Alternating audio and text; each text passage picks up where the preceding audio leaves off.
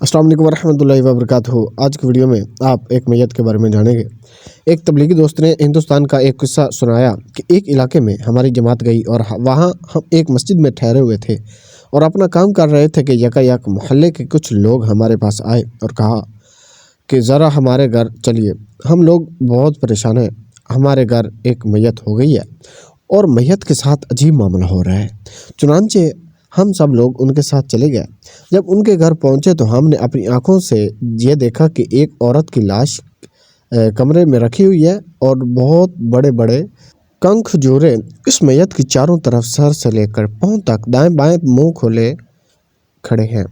वो इतनी खौफनाक शक्ल के थे कि उनको देखकर इंसान के रोंगटे खड़े हो जाएं, करीब जाने की किसी को हिम्मत न हो। और सारे घर वाले खौफ के मारे दूसरे कमरे में जमा थे। दहशत की वजह से कोई शख्स उस कमरे में नहीं जा रहा था। घर वालों ने हमसे कहा कि आप नेक लोग हैं, आपको इसलिए बुला कर लाए हैं कि आप हमारा तो खौफ से बुरा हाल हो रहा है। आखिर इस मैयत को भी इसकी जगह से पर पहुंचाना है। कैसे इसको गुस्ल दें और किस तरह इसको यहाँ से उठाएं। ये कंखजोरे चारों तरफ से इसको घेरे हुए हैं। हमारा तो करीब जाते हुए पिता पानी हो रहा है।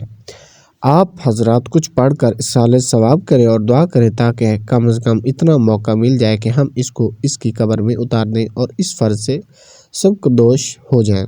ये कहते हैं कि हमें भी खौफ महसूस हुआ, लेकिन हम देखते ही समझ गए कि ये उसके गुनाह का अज़ाब है जिसको अल्लाह ताला ने हमारी इबरत के लिए ज़ाहिर किया है।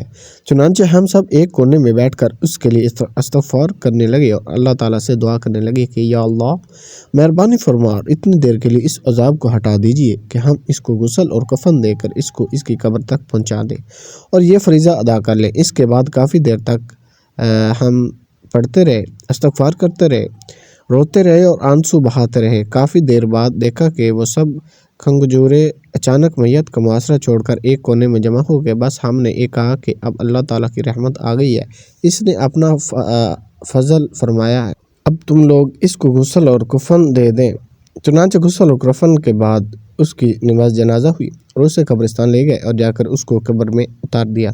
जिस वक्त उसको कब्र में उतारा तो देखा कि वो सब खंगजूरे एक कोने में जमा है। अल्लाह ताला हम सब की हिफाजत फरमाए, आमीन।